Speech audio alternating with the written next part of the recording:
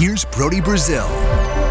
As you know, here on the YouTube channel, I make a lot of videos in responding to your voicemails. You call in at 833-4Brody, you say what you want to say, I listen to all the messages, I respond to the very best ones.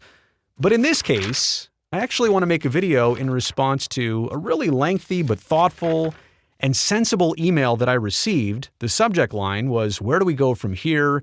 It was written in by Dwayne Wiley, who I've since corresponded with. I asked Dwayne if it was okay if I could respond to this, but I wanted to do it in a video. I didn't want to type it all back. Dwayne said that was totally cool. So without further delay, here we go. Hi, Brody. I feel like I should start by apologizing for asking questions or bringing up points that might reopen old wounds. I've been in the dark for a while and only recently discovered you and your content, so if this stirs anything up, I'm sorry. Dwayne, I really appreciate your thoughtfulness and your sincerity right off the bat. You understand this is it's a deep thing for a lot of people, but no need. I do appreciate your approach, though. For the last decade or so, I went through some hard financial times that made it tough to keep up with the A's. Watching games or going to one just wasn't in the budget. Over time, I found myself paying less and less attention, only catching bits and pieces about the team through friends and family. Now that I'm finally in a better place, Dwayne, I'm really glad to hear that, by the way, I've been trying to reconnect with the teams that shaped my childhood. The Raiders, Warriors, and A's, and the Sharks, though thankfully they're not going anywhere for now, and I hear you on that, trust me. But coming back, I'm realizing that they're all gone, or on their way out. And it's hitting me just how much they were a part of me growing up. Dwayne, me too. As I've been catching up on everything that's happened, thanks to you and others, it honestly hurts. I hate to use the analogy of an unfaithful spouse, but that's what it feels like. The A's were always a part of us. Through the ups and downs, we stuck with them. But now it's like watching someone you love move on. They've packed their bags, found someone new, and we're left standing here asking, what now? And to the point in the subject line of your email, where do we go from here? Letting go won't be easy. When they're gone, it'll feel like seeing an ex living their best life while we're still here, surrounded by old baseball cards, hats, and jerseys, wondering where it all went wrong, or if it ever really mattered to them the way it did to us. When we were younger, my cousins and I never pretended to be Batman or Superman. We were the Bash Brothers. Pitching, Eckersley or Stewart. Well, Stu? Eck, maybe. Stu? No, I'm just kidding. You know Stu's my buddy. Catching, Steinbach. Hitting, Big Mac and Canseco. Fielding, Weiss and Lansford. On base, oh yeah, Ricky. Those names, that team, weren't just fun to watch. They were how we connected to something bigger. How we felt seen. The A's, because they were the scrappy underdogs, not the extravagant big market teams like the Giants, Dodgers, or Yankees, represented those of us who grew up without much. If they could make it work, pull themselves up, and compete with the best, then maybe we could too. The Giants, Dodgers, and Yankees always seemed polished, well off. Their fans reflected that. Oakland fans were the opposite. Our team was us, rough around the edges, overlooked, and proud of it. And now they're leaving. And now they've left. Trading grit for glamour. It's like they've outgrown us. Most people I know have already jumped ship to the Padres or other teams, and that's fine, but me and another close friend, we're still undecided. We cling to this small, maybe foolish hope that something will happen, that the move will fall through, that they'll stay, at least somewhere in California. But deep down, I know that hope's fading. So here I am asking, and I know you've probably heard this question 100 times, where do we go from here? Do we follow them to Vegas, pick a new team, or just stop watching MLB altogether? Because, as silly as it sounds, this isn't just about baseball. It's about losing a piece of ourselves. Thanks for hearing me out and for all that you do. Dwayne. I've prepared some responses, but I need a second to just let that sink in. That's somebody who I can tell grew up in the same era of fandom that I did, that relates to a team the same way I do. And for me, right, it was personal, but also professional. This was the job that I did, covering that baseball team for 16 years at my last job, and then even a handful of years before that in my prior job. And to have all of that go away personally and professionally, yeah, it still takes some time in adjusting and getting used to. So I just want to say, Dwayne, I've got a bunch of things I could probably say. And if you and I were having a beer, this might be a 3-hour conversation. I'm going to sum it up into the responses here and kind of the takeaways that are on the screen. Number one, don't ever apologize to bring it up to me or hopefully to anybody else in your inner circle, because this is healthy to talk about it. I think the more we bottle up what happened, how it happened, why it happened, the way it happened, when and where it happened, I think to bottle that up isn't going to benefit any of us. And even if our friends don't want to hear it every single time, like there is a balance, right? It can't be the only thing that you harp on about. But if somebody asks you, or if you feel the need to spill it all out to somebody who you respect and understand is going to listen and absorb it, then I do think it's healthy to talk about this. Fans should never feel the shame of this. You tell me where fans were actually involved in this. The only way fans can be seen in this was to send their message of not showing up as much. When the fans were being undervalued and disrespected and the team wasn't trying to keep players or win games, and then the fans were the ones that were blamed for attendance and why the team couldn't make money, that's all the low-hanging fruit. There is so much higher level stuff than that going on of why this baseball team, the A's, didn't stay in Oakland, and also why they were allowed to quickly escape California, well, not yet, but go to Sacramento without a relocation fee, get free land in Las Vegas, so many things. What does any of that have to do with the Oakland baseball fan? But since you're still here in the Bay Area or Oakland or wherever you reside, and the team goes away and you're still here, you're the one left to feel shame that really was never even possible, like for you to be blamed, but now shame is the inherent feeling. I get that. I'm telling you, you shouldn't feel that way, but I do understand that a lot of people right now in this past calendar year of not having Major League Baseball in the East Bay like they did for 57 years, that's the natural response. It's not the right one, but it's one of the first ones that you'll feel, and it's one of the natural ones.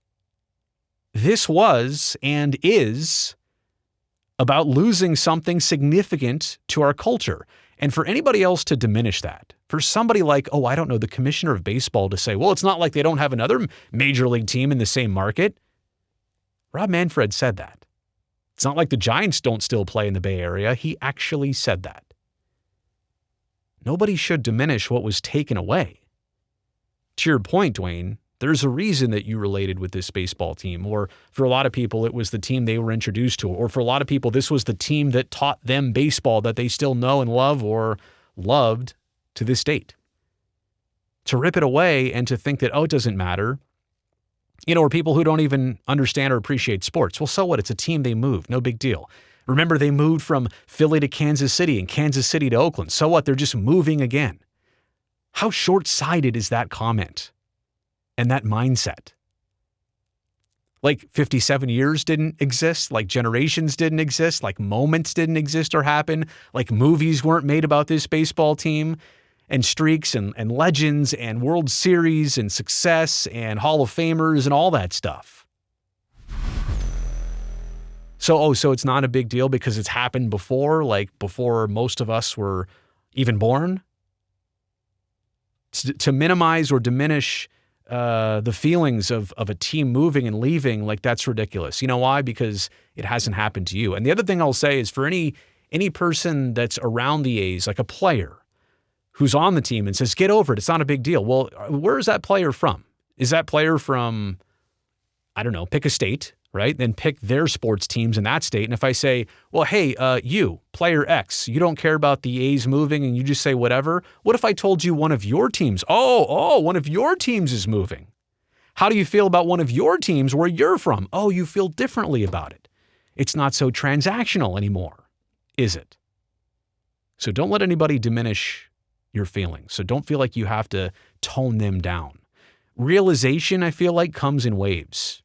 For the most part, yeah, it's hit me and I realized it. And we had this first season without baseball here. And I didn't watch a ton of baseball this summer. I thought I was going to. I just didn't really have the appetite. I told a lot of people that it's kind of like having food poisoning, and if pizza got you sick, you're not really hungry for pizza anytime soon. You'll have it again.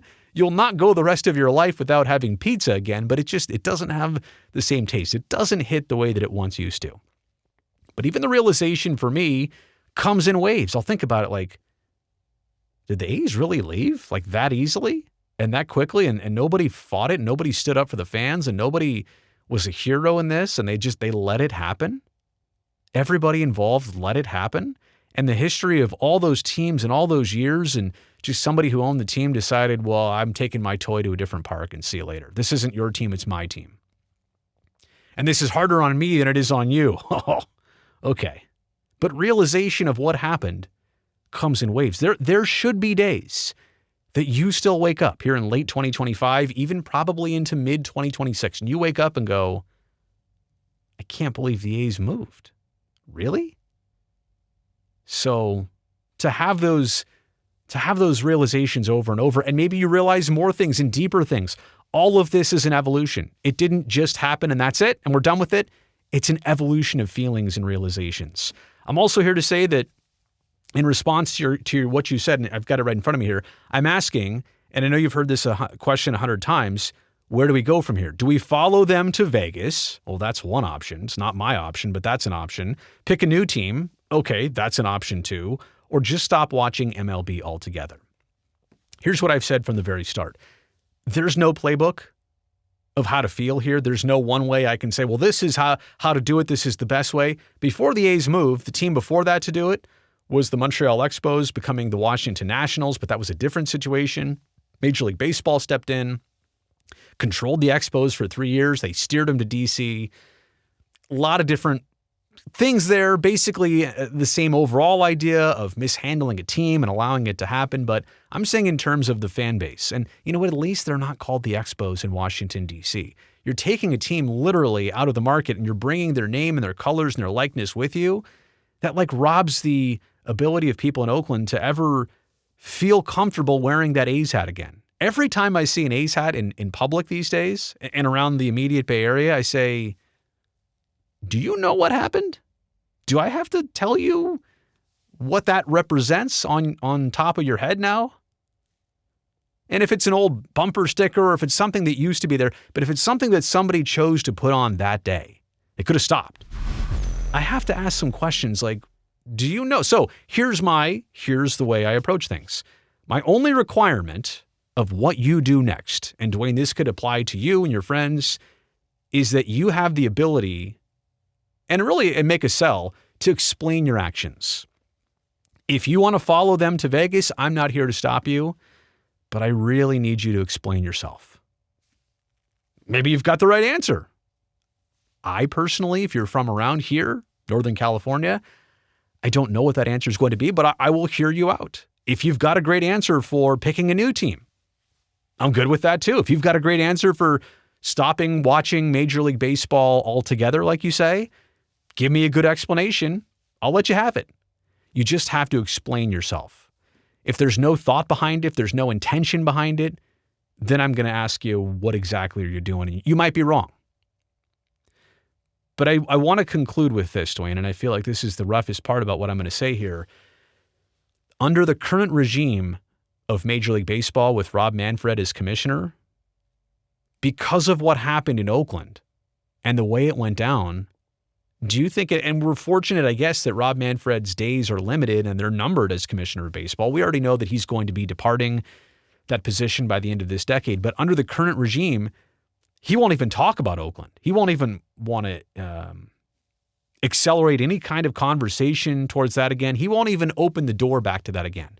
You know why? Because it opens the conversation of mistakes and mishandlings and stuff that could have went way better. And his quote from less than 10 years ago, which said, if 10 years down the road we move baseball out of Oakland, it would be a mistake, I think. Yeah, he said that too.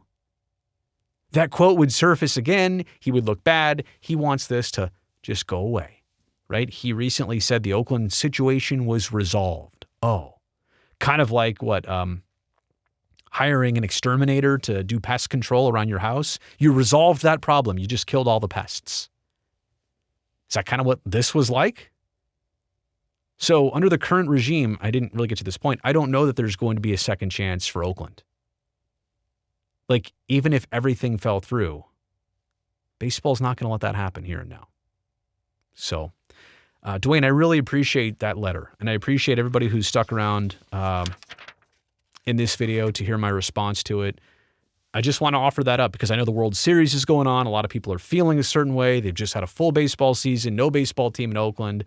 And I know there's a lot of question about what do we do now? I mean, what was the subject title of that email? Where do we go from here? It's probably going to be on the thumbnail of this video. I still think it's a relevant question that people need some help with. So hopefully I could do that. Let me know what you think about all this in the comment section below. Also, thumbs up while you're down there. And don't forget to subscribe to this channel. I would love to see you back here next time.